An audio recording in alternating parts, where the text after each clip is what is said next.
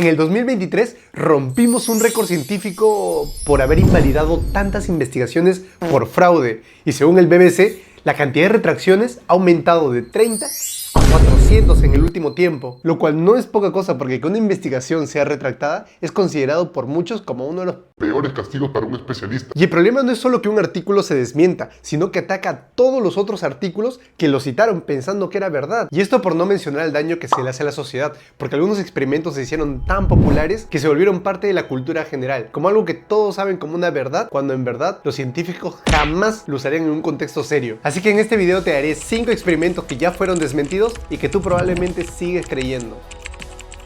Este como tal no es un experimento, pero sí es una verdad bien difundida y establecida que ya fue desmentida hace rato con un montón de experimentos. ¿Tú crees que cuando recuerdas algo es como viajar en el tiempo, en donde puedes ver algo de manera vívida y real? Pero lo cierto es mucho más loco que viajar en el tiempo. Hola, soy el Daniel del futuro que está editando este video y solo volví para decirte de que no es tan loco como viajar en el tiempo. Dios, ¿te imaginas viajar en el tiempo? Debe ser loquísimo. Pero la cosa es que cuando tú recuerdas algo, no estás trayendo algo del pasado al presente. Tú estás reconstruyendo el pasado en el presente y eso lo cambia todo. En este experimento entrevistaron a gente que había tenido un accidente vehicular y les dijeron que recuerden lo que había pasado. Pero al momento de formular la pregunta, lo hicieron de dos formas diferentes. En una, le dijeron que querían que narren el choque y en otra, le dijeron que querían que narre el golpe. Solo por así este juego entre golpe y choque hizo que los participantes recordaran completamente diferente la historia, cambiando detalles como la velocidad o incluso recordando más detalles como vidrios rotos que luego nunca aparecieron en la vida real. Pero bueno, esto podría ser un caso aislado, ¿verdad? Pues no, porque en este otro experimento a los participantes se les planteó 3 recuerdos reales de su infancia y uno falso en el que supuestamente en algún punto de su niñez se habían perdido en un centro comercial. Como resultado, varios de ellos dijeron recordar ese evento, pero para que veas lo mentiroso que es el cerebro, incluso dieron datos narrativos de ese día como si sí hubiera pasado, cuando en realidad todo era falso. Y esto va de la mano con este otro experimento en donde a los participantes se les pidió que imaginaran un evento de su infancia y solo por hacer esto ya aumentó su confianza en que este evento sí había sucedido en la vida real. Es que para esto entendamos que para tu cerebro, tu imaginación y la realidad se dividen por una línea muy fina. Es por eso que los sueños también se sienten tan reales. Y tú podrías pensar de que esto sucede porque son detalles pequeños, cosas que a nadie le importaría. Pues ¿qué pasaría si te dijera de que tus padres cometieron un crimen cuando tú eras un niño? Obviamente todo esto falso. Pues resultó no ser tan obvio cuando en este experimento de acá le pusieron ese caso a los participantes y ellos recordaron con un detalle increíblemente lúcido las emociones, los detalles e incluso narraron más escenas de lo que pasó después. Da miedo, ¿no? Saber que no podemos fiarnos al 100% de nuestro propio cerebro, pero quizá no sea tan malo porque le da validez a la terapia narrativa, un tipo de ejercicio psicológico en donde ante un trauma o un momento muy difícil no cambiamos el hecho, pero reivindicamos nuestra presencia dentro de él y haciendo este pequeño cambio cambiamos absolutamente todo en nuestra vida.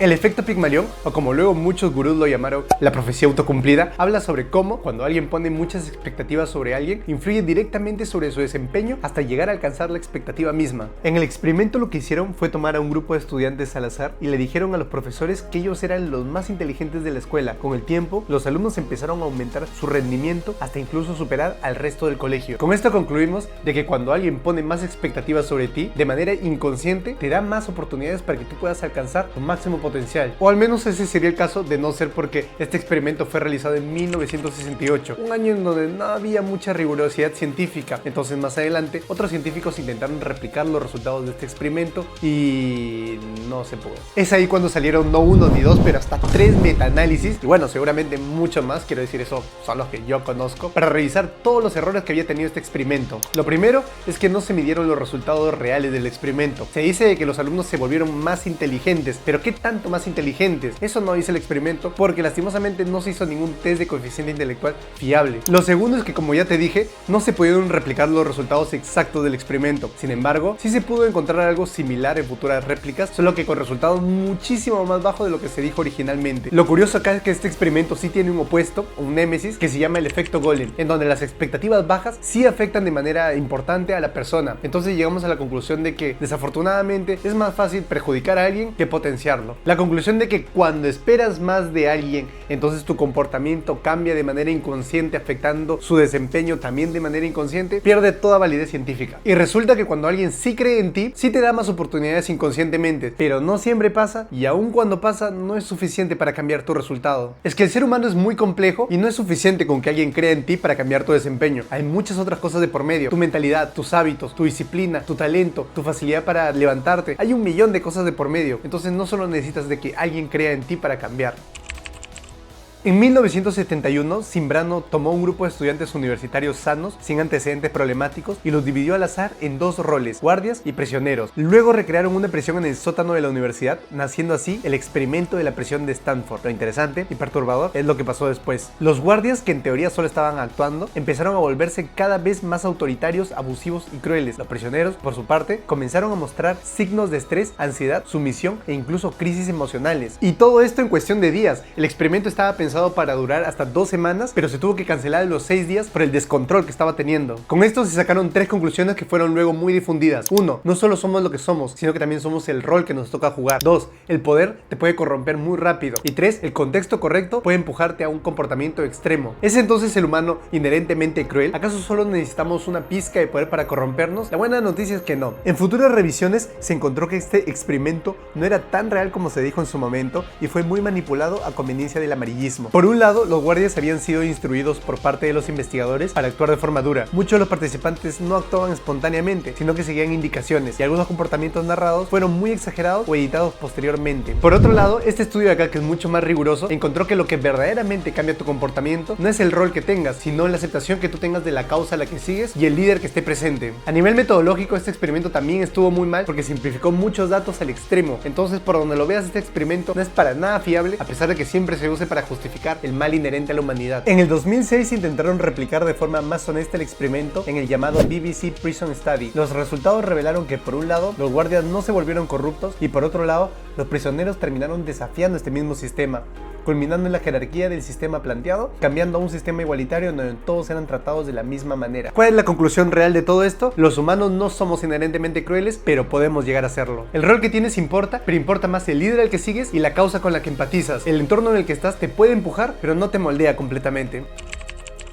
Acá vamos con uno antiguo, pero uno muy antiguo. Cuando salió este experimento, también por primera vez estaba saliendo la radio moderna. Este es el llamado experimento Little Albert, o para los amigos, el pequeño Alberto, en donde científicos demostraron que se puede condicionar una respuesta emocional de un niño al asociar un estímulo neutro, en este caso una rata, con un estímulo negativo, en este caso un ruido fuerte. Como resultado, el niño terminó teniéndole un miedo irracional no solo a las ratas, sino que a todo objeto similar. Gracias a este experimento luego se desarrolló más la rama del conductismo y también se supo una verdad incómoda, y es que algunas sensaciones o algunas molestias que tenemos no nacen de nosotros mismos, sino que nacen de nuestro entorno. Y todo bien con este experimento, excepto que los científicos omitieron un pequeño detallito sobre el pequeño Alberto. Antes del experimento, él tenía unos problemas neurológicos ya muy fuertes y bien planteados, entonces las respuestas que él tenía no se pueden generalizar para todos. En defensa del científico, no es que su experimento sea un fraude como el de los otros que venimos viendo. Seguramente ni él sabía lo de los problemas neurológicos de Alberto. Sus resultados sí son reales, solo que no pueden ser generalizados. Y a pesar de que es un error seguir usando este experimento en particular para demostrar esos resultados obtenidos, lo cierto es que lo que sí se encontró fue replicado en otros experimentos más fiables,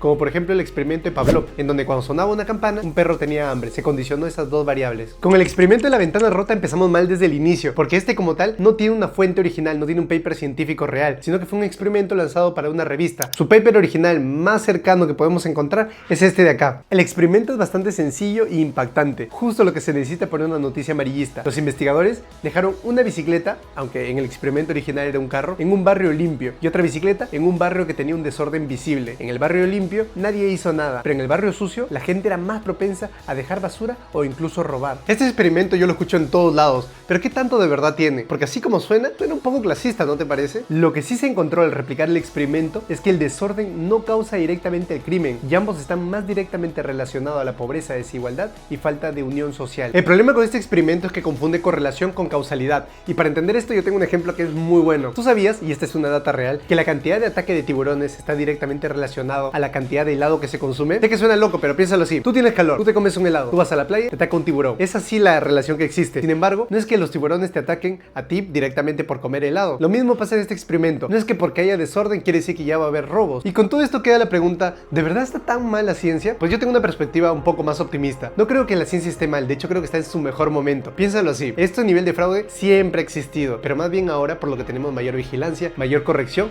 es que nos permite quedarnos con los experimentos que sí funcionan y eliminar los que no funcionan. Y si tú también eres optimista con el avance de la ciencia, entonces dale like a este video y suscríbete, o ve a ver alguno de estos dos videos que están saliendo en pantalla porque están buenísimos.